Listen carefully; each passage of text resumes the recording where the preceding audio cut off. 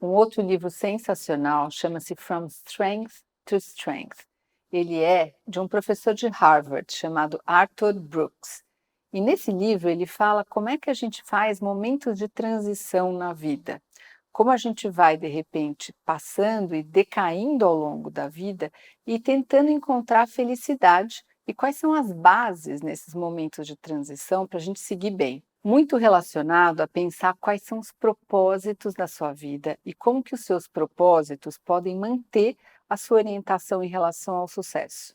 Fala de um conceito muito interessante, falando das duas curvas, que seria a curva da inteligência fluida, que é a capacidade de você ter memória operacional, alguma coisa rápida que você está na cabeça, e a inteligência cristalizada, que é aquela que vai ao longo do tempo crescendo cada vez mais, que seria, na verdade, a nossa sabedoria. Um outro conceito interessante que ele fala nesse livro é a respeito da dependência do sucesso. Como é que as pessoas ficam, né, às vezes grandes executivos, grandes empresários, que ficam dependentes do sucesso, eles não conseguem viver sem a famosa fama de quem ele é e qual é o impacto que ele causa nas pessoas. Aprender a eliminar essa dependência do sucesso é fundamental, porque a gente precisa se conectar com os nossos real friends. Ele fala dos real friends e dos deal friends, aquelas pessoas que são só relacionadas com o seu trabalho. E com isso, tentando eliminar aquelas coisas que não são tão importantes, tentando se fixar naquilo que é de fato importante, que são as relações humanas, aquilo que traz para a gente o senso de conexão, senso de pertencimento, de importância, de significância. Tem um capítulo inteiro que fala sobre a finitude e como é que a gente está pensando a respeito da nossa morte, a respeito do que vai ser depois que a gente não estiver mais aqui. Muito bonito, ele fala que a gente deve buscar o nosso bosque. O nosso bosque seria o lugar onde a gente tem muitas árvores, essas árvores que são com grandes raízes, e a profundidade dessas raízes, elas estão conectadas umas com as outras, fazendo uma ideia de que a gente, quando está numa sociedade que as pessoas têm grandes conexões com as suas raízes, essas raízes estão conectadas umas com as outras.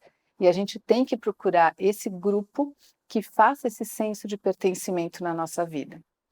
Um outro conceito fundamental é a gente se ligar na nossa vulnerabilidade. Assim como a Brené Brown fala, a vulnerabilidade pode ser um presente para a gente. Por quê? Ninguém é potente para sempre, ninguém pode tudo e está super sempre o tempo inteiro na fama.